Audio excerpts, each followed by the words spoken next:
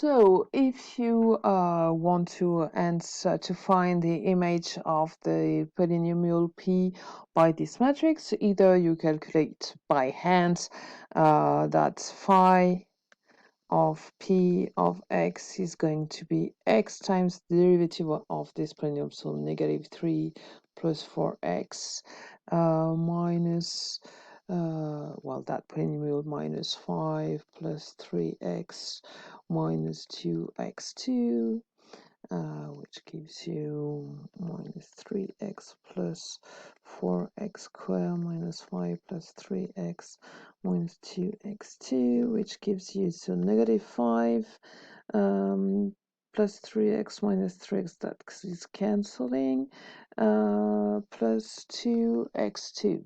Okay, so you can calculate it by hand, or you can use the previous results that told you that phi was actually represented by matrix M, which was, well, we had negative 1, 0, 0, 0, 0, 0, 0, 0, 1 times my polynomial, which has its vector representation, so 5 for the constant, negative 3 for the coefficient in front of x, and 2 for the coefficient in front of x2, and you do this matrix multiplication, you get negative 5, 0, and 2, okay, which is exactly what we have found, right? So that's one way to calculate the image of an item from the first vector space by the linear map. Okay. Let's see what we can do with this matrix representation. Okay, using just basic linear algebra, you can prove the following proposition. So if you are summing two linear maps, the matrix representing the sum of these linear maps is just the sum of the matrices. Interestingly, also, if you are doing a matrix map composition, f of f of g of x, it's just going to be the product of the matrices. Okay, why? Very, very simply, because so what we want to calculate, it is f of g of x. Okay, so it's f applied to g of x. So in terms of matrices, so let's say that you've got let's give some names to these stuffs. Let's say that g of x is actually going to be represented by matrix with an index g times vector x, and f of whatever f of y would be given by a matrix with a subscript f times the corresponding representation. So if I want to apply f of g of x, it's just going to be the matrix represented by matrix of f times the corresponding vector representation to g of x, which is just actually given by the matrix of g times x.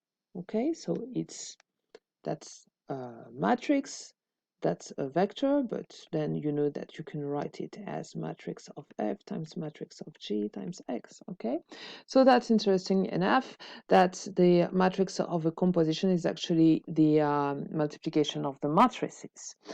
And then you get also the interesting result that if your map F is bijective. Okay, so in other words, if F is an isomorphism, because we're talking about linear maps, so you know you can call bijections isomorphism, then it corresponds to the case where the matrix is itself invertible, and that's a very nice one. The matrix of the inverse map is the inverse matrix of the map. Okay, also try to prove this using basic linear algebra. It's just a matter of writing exactly what we have, just the same way we did with the previous proof. So you can pause here and try to prove this last result here. Okay, next one is about the change of basis matrix for an endomorphism. So what are we talking about? The change of basis matrix in a vector space E from B to B prime. This is something we've already seen. Okay, if you've got an X that is in E, and you can represent it by a vector big X, which are the components in the basis B of your vector space, then you know that you can write this change of basis formulas. We've already worked on that during the first lesson of the chapter. So I invite you to read again what we wrote here, how easy it was to find this matrix here. Okay, you know it, you remember that it's just the coordinates of the new vectors in the old vectors basis, right? And that's it. So you have those two relations.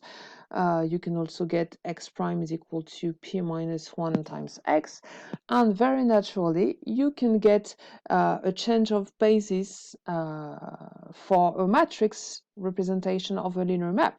So given some map f in the endomorphism of vector space E, if you call its matrix M in some basis B, and you want to know what is going to be the matrix representation in basis in another basis B prime, well, you've got this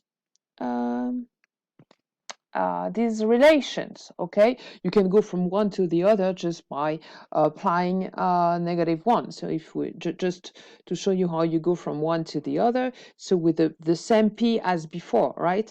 M is equal to p m prime p minus 1. So if you want to we're going to multiply by p -1 on that side and multiply by p on this side, so that you get the identity here, you get the identity here, and you get p minus 1 m p is equal to m prime. Okay, so that's the second relation. So those two expressions are absolutely equivalent. So try to prove these formulas starting from here. Okay, starting with m times x is going to be p times, I'm using this kind of representation, p times the same stuff in basis b prime. So the basis in the basis b prime, you would be m prime x prime. So let's start from here and try to obtain the relation. It's very easy to get the relation between m and m prime, starting from here. Okay, I'll leave you a few seconds. So pause the video, try to work on that too. Okay, so you've got the details here. We started from mx is equal to the change of basis matrix times m prime x prime, which is the expression in basis b prime. And so you multiply by p minus 1 on the left. So that one is p minus 1 times p. It gives you the identity. So you're only left with m prime x. And then you can use the fact that x is actually p times x prime. It's just this first property that we use, and so you've got very natural that the equivalent of m prime is p -1 mp. Okay, and so one way or the other. Okay. Okay, and then we have this similar matrices. So it's probably something you saw during year 1, just as a definition, that we say that two matrices are similar if you have this kind of representation. One can be expressed that as p times the other times p minus 1, or p minus 1 mp. All right? Okay, and of course, if you have two similar matrices, then they will have the same rank, the same trace, the same determinant, and this can be proved very easily with all the linear algebra tools on matrices that you learned during year 1. And eventually we can come to the most fantastic result of this class. Let's rejoice. So it's that when you are when you're studying a linear map in finite dimensions, and you're interested in the kernel, in the image, in the fact whether it's injective or surjective or whatever, well, you can work either on the linear map or on the matrix itself. Okay? Right. So that comes. They are just because we have absolutely equivalent properties and definitions for the matrix representation and for the map itself, right? It's absolutely very natural. So maybe you can take some time again here to write this and understand really what it means. Okay, why is it absolutely equivalent to find the x's that are going to be in the kernel such that of f, so such that f of x is equal to 0? Well, of course, naturally, it's just going to be the vectors x that belong to the null space of the matrix. Okay, and of course, in a very equivalent way, it's exactly the same thing for the image. If x is in the image, it means it belongs to the span of the image of its basis vectors, okay? And of course, it's also another way to say that it belongs to the span of the matrix column, okay? Because this is what you get, the linear combination of the columns, right? And so I invite you to work again on our previous map phi and find its kernel and image for the previous map. So pause here, find again your map phi and find the corresponding kernel and image. So that was the matrix representation of our map phi. So the good thing is that we can directly read on it the kernel and the image of it. So the image, it's very simply going to be, well, it's just linear combination of the first column and the third column.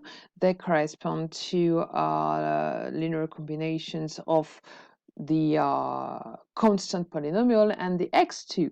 So the image of phi is going to be the span of 1 and x2, and also, well, that's written in terms of polynomials, but you could write it in terms of column. It's going to be the same span as this vector and the same and this vector.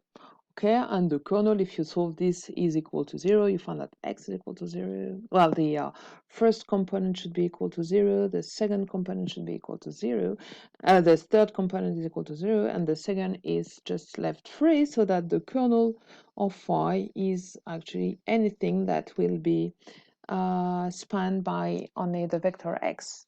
Okay, so maybe you can pause again a few minutes to understand the relation between my writing in terms of spanning of polynomials and the equivalent written in terms of vectors in R3. Okay, so okay, and then very naturally we go to this idea of rank. So rank, it's a word that you have used many times in maybe things that you assumed were different contexts, but in the end it's really the same things we are talking about. So the rank of a linear system is the number of non-zero pivots in the row echelon form.